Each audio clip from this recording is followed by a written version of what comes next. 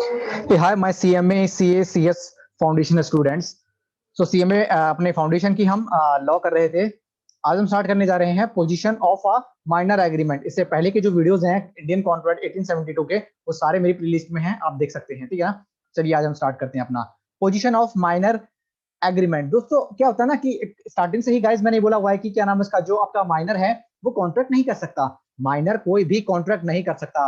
अगर आपने चाहे वो जानबूझकर कर रहा है कॉन्ट्रैक्ट या कैसे भी कर रहा है, ये आपको इंश्योर करना पड़ेगा कि सामने वाली पार्टी माइनर ना हो। बाद में अगर पता चलता है तो कोर्ट ना तो कह रहा है माइनर को कोई मतलब माइनर लायबल ही नहीं होगा। माइनर आपको चाहे भले ही माइनर ने आपको नुकसान ही क्यों ना पहुंचाया, वो आपको रिम्बर्स नहीं करेगा, वो आपको पैसा वापस नहीं देगा। कानून भी ये बोलता है। पोजीशन क्या है माइनर की एग्रीमेंट में, देखते हैं। An agreement entered into bye a minor is void ab initio, यानी शुरुआत से वो एग्रीमेंट ही वॉइड है। वॉइड एब इनिशियो होता है माइनर के साथ। अगर आप कर लेते हो तो ये आपकी गलती है, आपको इंश्योर करना पड़ेगा, पूरी जानकारी लेनी पड़ेगी कि बंदा माइनर तो नहीं है। तो an agreement with minor is a void ab initio. A minor is not competent to contract, minor contract नहीं कर सकता, वो है ही नहीं, कॉम्पिटेंट पार्टीज ही नहीं है। A minor contract being void, any advance money to minor can not be recovered. अगर आपने माइनर को पैसा दिया है तो आप रिकवर नहीं कर सकते। आप किसी भी कोड का इस्तेमाल कर लीजिए, आप दोस्तों नहीं कर सकते। मोहिरी बीबी वर्सेस धर्मोदार घोष 1903, तो ये केस था। ठीक है ना। इस केस में यही हुआ था कि जो माइनर है can not recover the amount, you can not recover the amount from minor. Minor can B beneficiary, यानी मान लीजिए अगर माइनर क्या नाम है उसका, अगर माइनर से माइनर को बेनिफिट मिल सकता है इसमें। आपको कोई बेनिफिट नहीं मिलेगा। माइनर किसी मान लीजिए माइनर को क्या नाम है फायदा हो गया, या माइनर ने आपको पैसे दिए तो माइनर आपसे रिकवर कर सकता है। लेकिन आप माइनर से रिकवर नहीं कर सकते। अगर मान लीजिए माइनर ने ही आपको पैसा दिया है तो कोर्ट से वो लेकर आपसे रिकवर कर लेगा। लेकिन जो मेजर है वो माइनर से रिकवर नहीं कर सकता। अगर मान लीजिए किसी मेजर ने माइनर को पैसा दिया है, अगर माइनर ने किसी दूसरे व्यक्ति को पैसा दिया है तो वो रिकवर कर सकता है। Even if a minor is incapable of contracting, still no law prevent him from taking the benefit from a contract, यानी benefit ले सकता है वो। A promissory note executed in favor of minor is valid, अगर किसी minor को किसी से पैसे लेने हैं, उसके लिए उसको promissory note मिला है तो वो वैलिड है। Conferred bye minor, a minor can B पे ऑफ चेक और नेगोशिएबल इंस्ट्रूमेंट, कहने का मतलब माइनर को मिल सकता है अधिकार इस चीज का। Minor as a partner, a minor can not become a partner in a firm but he can admit to the benefit of partnership with the consent of all partner, यानी सभी पार्टनर की सहमति से अगर माइनर को benefit हो रहा है तो बेनिफिट यानी प्रॉफिट में बेनिफिट लेने के लिए माइनर लायबल है। लेकिन मान लीजिए अगर लॉस हो रहा है और मान लीजिए वो बोलेगा कि मैं माइनर बोलता है कि मैं लॉस बियर नहीं कर रहा, तो कोई दिक्कत नहीं, माइनर को लॉस बियर नहीं करना पड़ेगा।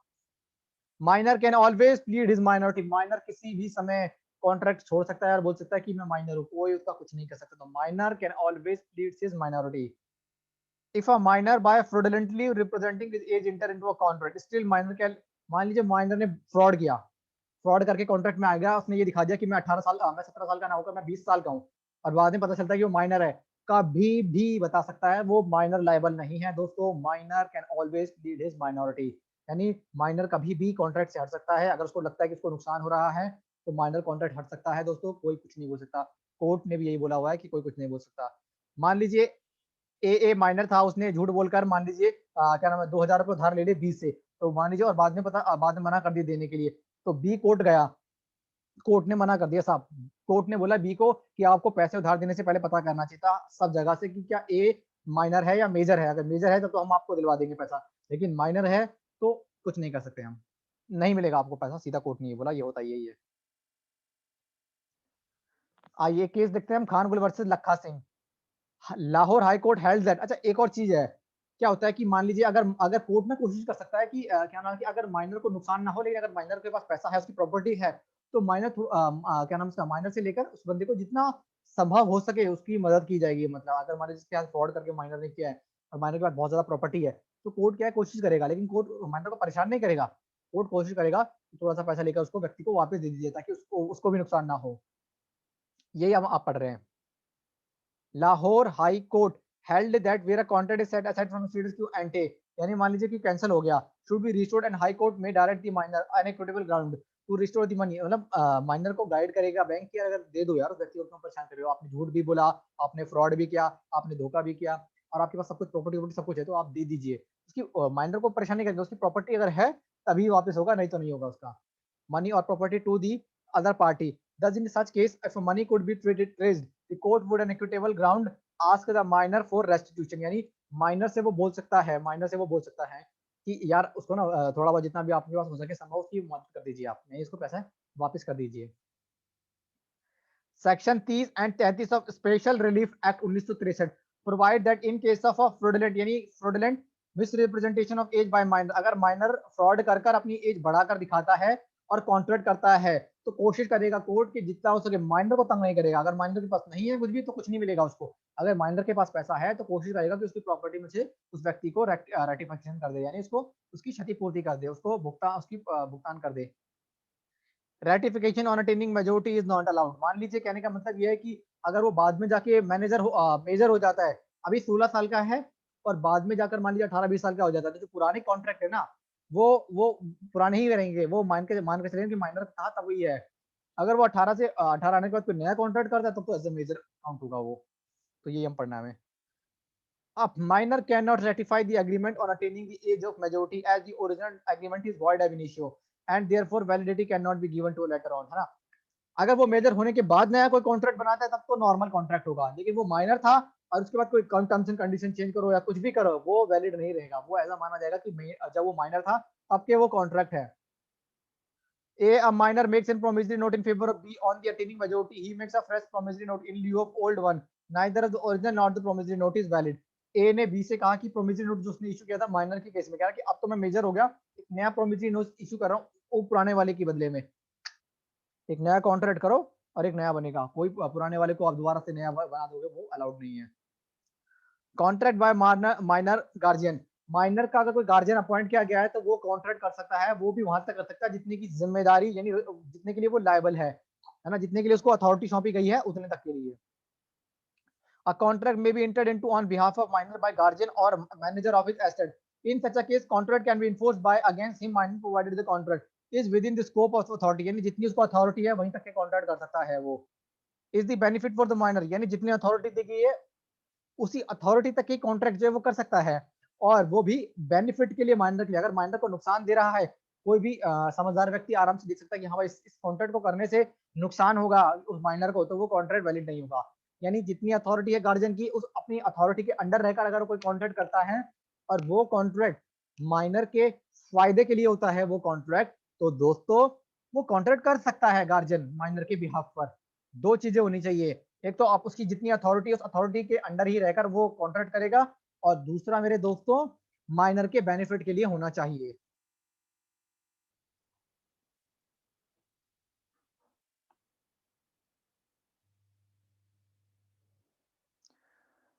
लाइबिलिटीज फॉर नेसेसिटी, अगर मान लीजिए हमने कोई जो मूलभूत नेसेसिटी का मतलब जो मूलभूत सुविधाएं थी यानी भोजन हो गया, एजुकेशन हो गया, ये चीजें अगर किसी व्यक्ति ने प्रोवाइड करी गई है तो इसके बदले में वो क्या नाम उसकी प्रॉपर्टी से उतना ले सकता है, अगर अवेलेबल है माइनर के पास। अगर नहीं है तो आपको पता ही कुछ नहीं मिलेगा, अगर है तो कोर्ट बोलेगी कि साहब ये तो नेसेसिटी की चीजें हैं, उस बंदे ने आपकी मदद करी आपकी गरीबी के दिन में, आप माइनर थे तो आप उसको कम से कम भुगतान तो करिए वो चीजों का।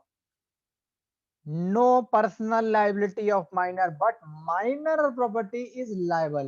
Minor parent और guardian are not liable, ना तो minor liable है ना उसके guardian, उसकी प्रॉपर्टी अगर है तो दे सकता है, अगर नहीं है तो भूल जाओ कुछ नहीं मिलेगा माइनर के साथ, भले उसने फ्रॉड से कानून कॉन्ट्रैक्ट किया है या जानबूझकर या बिना जानबूझकर, आपको मिलेगा ही नहीं, अगर प्रॉपर्टी है तो मिलेगा। माइनर कुछ भी लायबल नहीं है, माइनर के गार्जियन भी लायबल नहीं है। अगर आपने गुड्स गुड्स सप्लाई किया है ना, और आपने है ना क्या नाम उसका उसको जरूरत थी उसके टाइम पर आपने गुड्स दिया उसको, और माइनर की asset is not liable only इतना इतना, यानी उसकी प्रॉपर्टी जो है वही लायबल होगी, माइनर खुद लायबल नहीं होगा। Minor as an agent, minor can be agent but can not be held personally liable for the negligence और ब्रीच ऑफ कॉन्ट्रैक्ट। माइनर को अगर आप रखना चाहो तो एजेंट के तौर पे रख सकते हो, लेकिन वो लायबल नहीं होगा, ध्यान रखना वो किसी चीज के लायबल नहीं होगा, काम कर रहे हो अभी कोई फ्रॉड किया उसने कोई गलती नहीं की वो कोई भी लायबल नहीं होगा। माइनर के साथ आप कॉन्ट्रैक्ट कर ही क्यों रहे हो जब कानून ने आपको बोला हुआ है कि आपको उसके साथ नहीं करना, दोस्तों ना आपको नहीं करना चाहिए।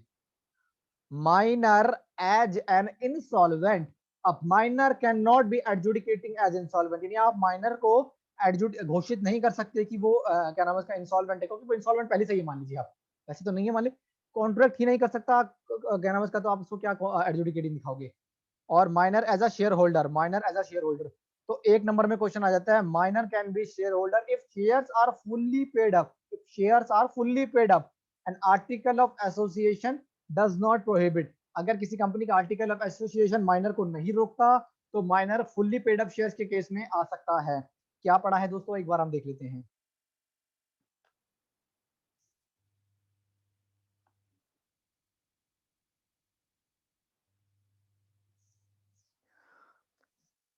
An agreement entered into bye with a minor is void ab initio।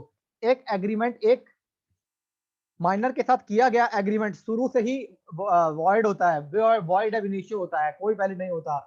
Minor can B beneficiary, minor can B beneficiary, minor केवल बेनिफिट के लिए हो सकता है, भाई उसने फ्रॉड किया है, जानबूझकर किया, कुछ भी किया है, वो अगर मान लीजिए किसी को नुकसान पहुंचाता है तो कोई रिकवर नहीं कर सकता। अगर उसकी प्रॉपर्टी है तो कोर्ट कोशिश करेगी जितना हो सके संभव कर दे, लेकिन पर्सनली माइनर लायबल नहीं होगा। Minor can B beneficiary, yes minor can B beneficiary, किसी भी कॉन्ट्रैक्ट से अगर माइनर को बेनिफिट हो रहा है तो वो बन सकता है। माइनर एज अ पार्टनर, अगर सभी पार्टनर की कंसेंट है, आर्टिकल ऑफ एसोसिएशन अलाउ करता है माइनर को और माइनर को बेनिफिट हो रहा है उस कॉन्ट्रैक्ट से, तो minor can be a partner.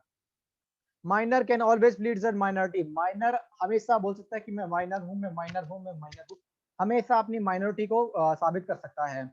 कोई उसका कुछ नहीं कर सकता। कोर्ट ने साफ बोला हुआ है कि आप उसके साथ कॉन्ट्रैक्ट मत करिए, भले वो फ्रॉड से आपको चीटिंग कर रहा है, आपको धोखा दे रहा है, आपको मिस्टेक कर रहा है, आपके साथ फ्रॉड कर रहा है।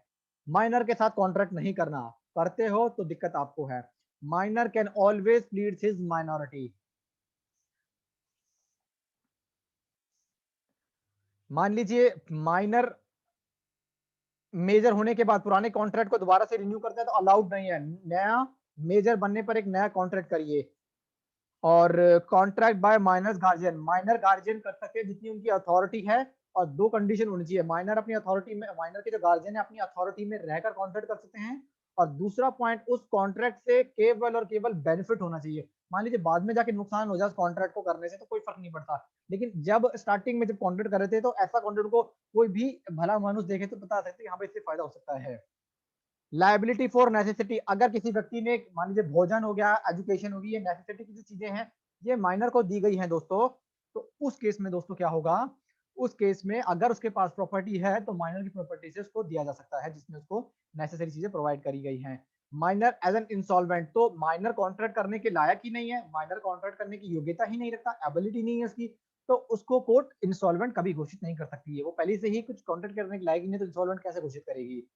Minor as a share holder, अगर कंपनी का article of association, memorandum of association allow करता है और फुल्ली पेड अप शेयर के केस में माइनर आ सकता है। So guys, Indian contract 1872 CA CS CM में अपने जो फाउंडेशन के स्टूडेंट है उनके लिए मेरा सीरीज है और 100% लॉ में कवर कराऊंगा, यहाँ पर बने रहिएगा मेरे साथ। आप अगली वीडियो जितनी भी है, पिछली वीडियो है सारी देख सकते हैं, सारे कंसेप्ट मैंने स्टार्टिंग से लेकर एंड तक कराए, सब मैं कराऊंगा, धीरे धीरे करके छोटे छोटे हम पोर्शन में करेंगे ताकि आपको ज्यादा बर्डन ना हो। सो गाइस, मिलते हैं नेक्स्ट लेक्चर में। Bye guys.